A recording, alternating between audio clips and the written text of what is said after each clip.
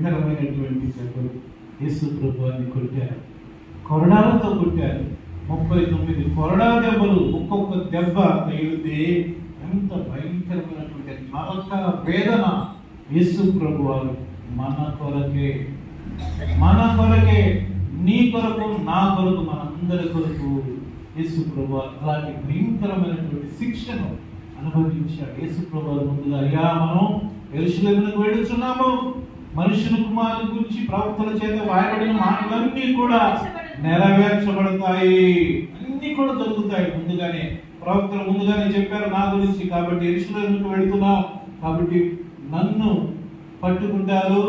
అక్కడ రాయబడుతూ ఉంటారు, అన్య జనులకు అప్పగించబడి వారు ఆయనను అపహసించి గేలు చేసినారు.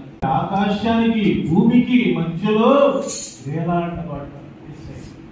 మిట్ట మంజాలు 3 గంటల సమయంలో యేసు ప్రభు వారిని శిలువ వేసినట్టుగా అంతకుముందు జరిగినటువంటి 9 గంటల నుంచి 3 గంటల వరకు ఆ యొక్క యాత్ర మామూలు కాదండి.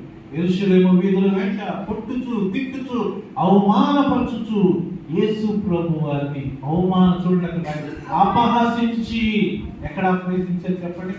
యేసు ప్రభు వారిని, నువ్వు రాజువు కదా, నువ్వు యూదుల రాజు అని చెప్పుకుంటున్నావు కదా, నువ్వు అన్నట్టే అన్నాడు. నీ రాజ్యం కాదయ్యా, నా రాజ్యం పరలోక సంబంధమైనది. ఇలా గురించి ఒక నేరారోపణ ఏంటి? ఏమీ లేదు అక్కడ. తప్పు ఏంటంట, నువ్వు రాజు అయ్యా, రాజు అని చెప్పుకుంటున్నాడు, నువ్వు ఇక్కడ ఉండగా నేను రాజు అని చెప్తున్నాడు, ఇది తప్పు కదా. ఒక తప్పుగా యేసు ప్రభు వారిని నిందిస్తున్నాడు. యేసు ప్రభు వారు ఏమన్నాడు? అవును. అప్పుడు వెంటనే అన్నాడు ఆయన, నువ్వు రాజువా అన్నప్పుడు, అవును నేను రాజునే, ఐ యామ్ ద కింగ్, నేను రాజునే.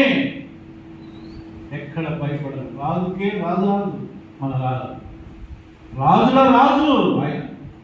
నేను రాజునే, కానీ ఈ భూ సంబంధమైనది కాదు, నేను పరలోక సంబంధమైనది, అమరత్వములో నేను రాజుగా ఉండబోతున్నాను. మీరందరూ కూడా నిత్య జీవంలోనికి రావాల్సిందే. మారు మనుషులు ప్రతి ఒక్కరు కూడా పరలోక రాజ్యాన్ని చవి చూడాల్సిందే. మీరందరూ నా దగ్గరికి రావాల్సిందే. నేను రాజుగా ఉంటాను.